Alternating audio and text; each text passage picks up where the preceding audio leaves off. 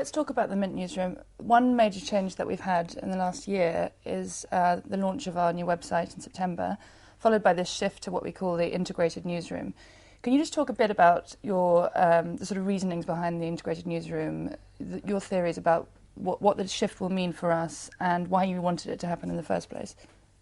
When we were starting off Mint in 2006, 2007, the paper launched in 2007, 2006 was when we put it together.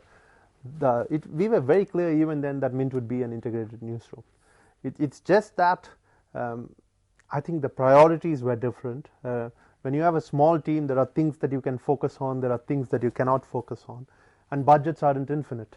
Right, putting an integrated newsroom requires certain investments in software, certain investments in processes that we couldn't have made at that point in time because we had just made significant investments in lots of other things like presses and printing machines and everything and getting the product rolling. And I also think for the first few years we really had to set the tone because we were trying to practice a style of journalism which hadn't been practiced in this country before, right?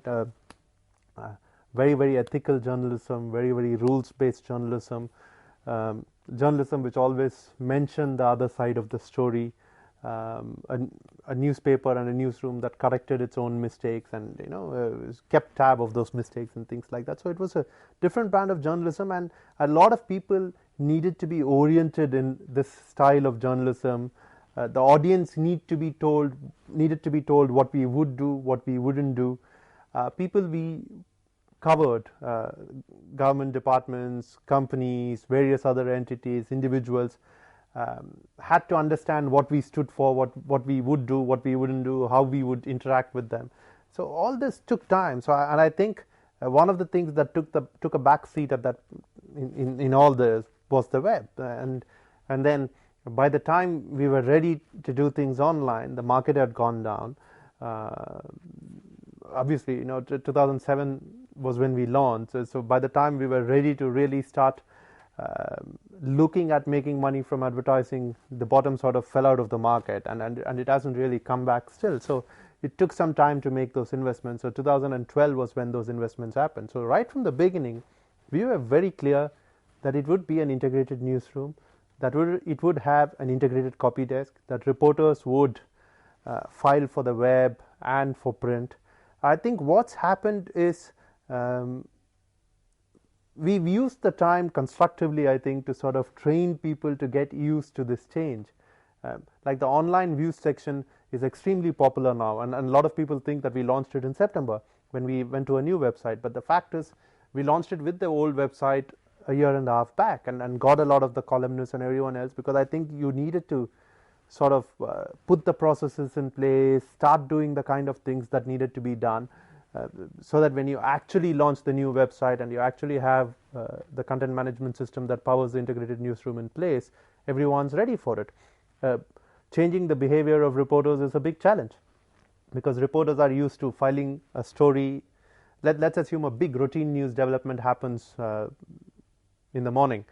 The reporter covers it, speaks to various people, and even in Mint, what used to happen was the reporter would start writing the story at around 5:36 and file a great story, which then a bunch of people would rewrite and edit and restructure, and it would go back to the reporter for more inputs, and it would be a lovely story. But the fact is, it was just a routine story. It would have some layers, it would have some analysis, it would have some perspective, much more than lots of other newspapers did. But the fact is, I don't think it was what we were looking for. What we've managed to do now is to change that behavior. So if something big happens, the reporter files the first take, the reporter files the second take. If it's got something to do with the markets or the economy, the analysts team actually files a first take of their analysis itself, saying that this is what it means and everything else. So by 3-4 hours after this event happens, the reporter and some of his editors can actually sit down and look at what kind of tunes they can play on this story for the next morning's paper. And I think, at least in some cases, we've been able to take stories significantly forward, doing what you typically call a day 3 or a day 4 story on day 1, and I think that's a big difference. But although we started doing it last year, this was always the plan. So I think things have worked to script. What hasn't worked to script is the timing.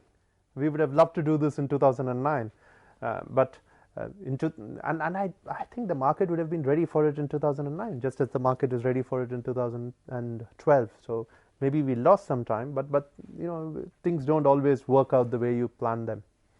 And the Indian readership survey this year recorded that we'd dropped about 10,000 of our print subscribers, print readers. But on the other hand, our online readership has grown by almost 50%.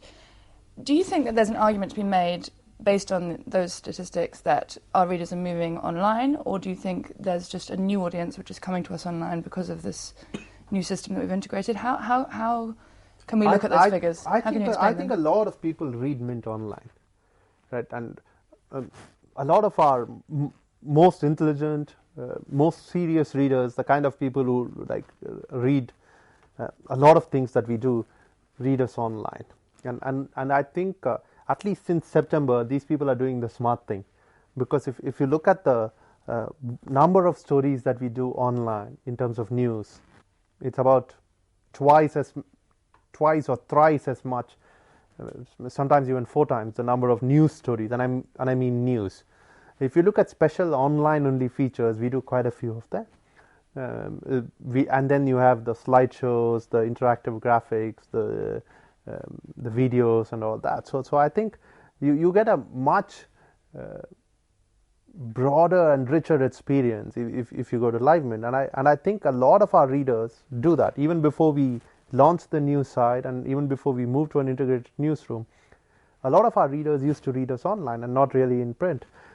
But that said, I'm not so sure that, given the fact that our readership is still in a few hundred thousands, I'm not so sure that we can make a case that this is a tipping point and our readers are moving online and things like that. If our readership were, say, 500,000, then I think we could probably make an argument like that. But that said, I'm very happy that a lot of people are reading us online, because I think online you probably get a truer picture of what Mint really stands for. Because we're doing so much more, and some of that stuff is so much more interesting. The online opinion section, for instance, carries some very, very divergent and interesting views, and it isn't possible. On the internet, space is infinite, right? So in print, it's not always possible to carry that multiplicity of views and carry every single good piece that we do online. But that said, I'm not saying the papers become bad. I'm just saying people who read us online get more than people who read us in print. Well, let's take a specific example of a story that we've developed online in a way that we couldn't have done in the print. The thing that springs to my mind is the coal scam. When we initially report a big story like that, we then had a space and the time online to do something which I don't think I've seen in an Indian newspaper before. Do you want to talk a bit about the kinds of things, the ways we could develop a story like that? See, you can do multiple things online, right? The most interesting thing you can do online is the fact that even if you miss a story, you can catch up, right? And in coal, while we did do a lot of interesting stories, there were other times when we sort of caught up with things that other people had done. But the interesting thing was, I think it's not just coal. I think there's a fundamental change that happens when you start doing this. Because we knew that we could catch up, because we knew that we had an online roundup of stories where we would not just look at our own stories, but also stories that other people had done and then weigh in on those stories in a very, very interesting fashion. I think it gave the reporters the confidence to go out and do the kind of things that we wouldn't have otherwise done. So we had some interesting graphics, we had some interesting profiles, so we really turned things around. Did the same thing with the United Breweries deal with Diageo, for instance, right? There were 2 bursts that really happened, and the first one was really on the day when the 2 companies announced that they were talking to each other, and rumors had been going around for quite some time, and there was an annual general body meeting of shareholders that had been annual general meeting of shareholders that had been scheduled of United Spirits, which is the company in which Diageo eventually took a stake. And our Bangalore reporter just filed a small story saying this AGM is happening tomorrow morning and they might make an announcement about the talks. And sure enough, they did announce to their shareholders that they were talking. They made a filing to the stock exchange. So when our readers logged in the morning, there's this story saying this meeting is happening a few hours from now and this might happen, and sure enough it happens, which is actually, I think, luck more than anything else, and also smart reporting, because you know this is what smart reporters do. And then the reporter had a first take after some time, a second take after some time, which built on it a little bit. Our analyst weighed in on what the deal structure could possibly look like and what shareholders would have or wouldn't have. And by afternoon, the reporter and his editor had decided that since they'd done pretty much the kind of stories that most of the newspapers would do the next day, they would answer the obvious question which everyone was going to ask, which is, you know, how will this change the fortunes of the UB group? You know, their financials are loaded with debt. How will this change? And so you had a whole bunch of stories, and I think the fact that we were doing things online and smart things online improved the quality of coverage in print, because otherwise in print we might have done that story a week later, or we might have never done it at all. And the same thing happened on the day when the two partners announced that it actually struck the deal, because by then, you know, we'd moved on to looking at far more interesting things about Malia's group, about his personality, about his other holdings. So I think being web first, which is how we look at it, makes sure that we remain relevant and salient. But what it does, and this is the most important thing, it helps us do far better work than we would have otherwise done in print. And I think that's an ideal continuum to have. And I think we are very lucky, because I don't think we are there. You know, we probably do this 30% of the time. You know, out of 10 stories, we manage 10 stories where it's possible to do something like this. We do it in 3. We do it well in 3.